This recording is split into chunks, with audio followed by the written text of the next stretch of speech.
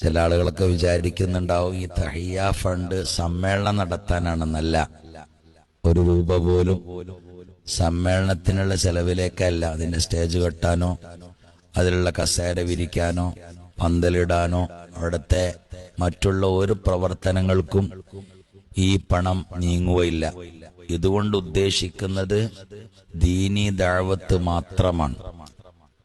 നമ്മളെ നാട്ടില് ഒരു മദ്രസക്കപ്പുറത്തൊരു മദ്രസ, അതിന്റെ അപ്പുറത്ത് വേറൊരു മദ്രസ, ഇങ്ങനെ പല മദ്രസകളും നമ്മുടെ നാട്ടിൽ ഒരു മഹല്ലത്തിൽ തന്നെ. ഇപ്പോ വാഴക്കാട് മഹല്ലില് ഏകദേശം 1, 2, 3, 4, 5, 7ഓളം മദ്രസകൾ നമ്മുടെ ഈ പരിസരത്തുണ്ട്. എന്നാൽ മദ്രസ ഇല്ലാത്ത ഒരുപാട് സംസ്ഥാനങ്ങളും ഒരുപാട് സ്ഥലങ്ങളും കർണാടകയിലും തമിഴ്നാട്ടിലും എന്ന് വേണ്ട പലയിടങ്ങളിലുമുണ്ട്. മദ്രസകളില്ലാത്ത, മര്യാദയ്ക്കൊരു നിസ്കാരം പോലും അറിയാത്ത കുറേ സ്ഥലങ്ങള് കേരളത്തിന്റെ പല ഭാഗത്തിലുണ്ട്. ഇനി തമിഴ്നാടും കർണാടകയും മാത്രം പറയണ്ട, ചില ഉള്ളേരിയകളിൽ. അപ്പൊ അവിടെ 4-5 മുസ്ലിങ്ങൾ ഉണ്ടാവുള്ളൂ, അല്ലെങ്കിൽ ഒരു 10-15 വീടേ ഉണ്ടാവുള്ളൂ. അങ്ങനെയൊക്കെയുള്ള സ്ഥലങ്ങളിൽ മദ്രസ ഇല്ലാത്ത കുറെ. ഞാനൊരു സ്ഥലത്ത് പോയപ്പോ, ഇപ്പോഴും ഞാൻ എൻ്റെ സുഹൃത്ത് ഇക്ബാൽ ബാലിലയും, കർണാടകയിൽ ഇക്ബാൽ ബാലിലയും, അതുപോലെ തന്നെ നാസർ ഇവരെ കൂടി നിങ്ങളുണ്ട്.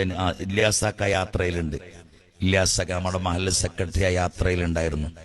ഞങ്ങളൊരു യാത്ര ചെയ്യുന്ന സമയത്ത് ഒരു സ്ഥലത്തേക്ക് യാത്ര ചെയ്യുമ്പോൾ ഒരു മക്കാമിലെത്തി. മഗ്രിബിന്റെ സമയമാണ് അവിടെ. മഗ്രിബിന്റെ സമയത്തെത്തി മക്കാമിലെത്തി. അപ്പൊ അവിടെ പിന്നെ പുറത്ത് ഭക്ഷണം ഉണ്ടാക്കുന്നുണ്ട്, നല്ലോണം ഭക്ഷണം ഉണ്ടാക്കുന്നുണ്ട്. അപ്പൊ ഞങ്ങൾ ചോദിച്ചു, ഞങ്ങൾ മഗ്രിബ് നിസ്കരിച്ചിട്ടില്ല, നിസ്കരിക്കാൻ പള്ളി എവിടെയാ അടുത്തുള്ളത്? അപ്പോൾ പറയാണ്, അങ്ങോട്ട് പോയാല് ഒരു 5 കിലോമീറ്റർ അപ്പുറത്തൊരു പള്ളി ഉണ്ട് തോന്നുന്നു. ഇപ്പുറത്തേക്ക് പോയാല് ഈ ഭാഗത്തേക്ക് പോവാണെങ്കിൽ ഒരു 3-4 കിലോമീറ്റർ സഞ്ചരിച്ച പള്ളി ഉണ്ട്. ഇല്ല, ഞാൻ കളവ് പറയില്ല, മുമ്പ് സാക്ഷിയാണ് അതിന്. അങ്ങോട്ട് പോയ പള്ളിയുണ്ട്. അപ്പൊ നിങ്ങൾ നിസ്കരിക്കണില്ലേ? ഞങ്ങൾ ദ്വാരുന്നോണ്ട്. ഒരു പറയാണ് ഞങ്ങൾ ദ്വാരുന്നോണ്ട് എന്ന് പറഞ്ഞ പാവ ഐറ്റിങ്ങൾക്ക് അറിയില്ല. ഇതൊക്കെ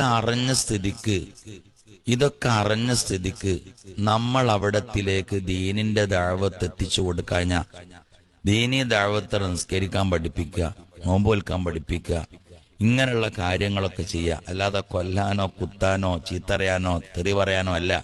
അയൽവാസി പട്ടിണി കിടക്കുന്ന സമയത്തിൽ വയററിച്ച് ഭക്ഷണം കഴിക്കരുതെന്ന് പഠിപ്പിച്ചു കൊടുക്കുക.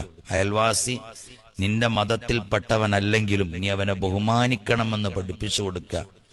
അങ്ങനെയുള്ള ഒരു വിശുദ്ധമായ ദീനി പഠനം എത്താത്ത ഒരുപാട് സ്ഥലങ്ങളുണ്ട്. ആ സ്ഥലങ്ങളിലൊക്കെ മദ്രസ ഉണ്ടാക്കി കൊടുക്കുക. ഇപ്പൊ എനിക്ക് 1000 ഉറുപ്പ്യ എടുത്തിട്ട് തമിഴ്നാട്ടിൽ ഒരു മദ്രസ ഉണ്ടാക്കാൻ കഴിയൂല.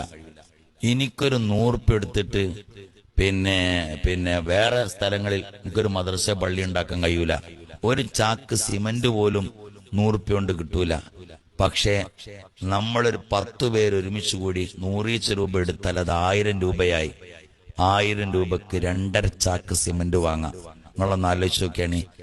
അങ്ങനെ പല ആളുകളും എടുത്ത് ധാരാളം സിമന്റും കമ്പിയും ചേർത്ത് കല്ലും മണ്ണും ഉപയോഗിച്ച് ഒരു മദ്രസ ഉണ്ടാക്കി അവിടെ പ്രദേശത്തിലുള്ള ആളുകൾക്ക് ദീനീ കാര്യങ്ങൾക്ക് പഠിപ്പിച്ചു കൊടുക്കാൻ ഉസ്താദിനെ നിർത്തി അവിടെ പഠിപ്പിക്കുമ്പോ നമ്മൾ അതിലേക്കൊരു 100 രൂപ കൊടുത്തിട്ടുണ്ടെങ്കിൽ പടച്ച റബ്ബല്ലേ വല്യോന്, നമ്മൾ നാളെ മരിച്ച് ഖബറിൽ കടക്കുമ്പോ നമുക്കതിന്റെ സവാബ് കിട്ടിക്കൊണ്ടിരിക്കൂലേ? നിങ്ങളൊന്ന് ആലോചിച്ച് നോക്കിയാണ്.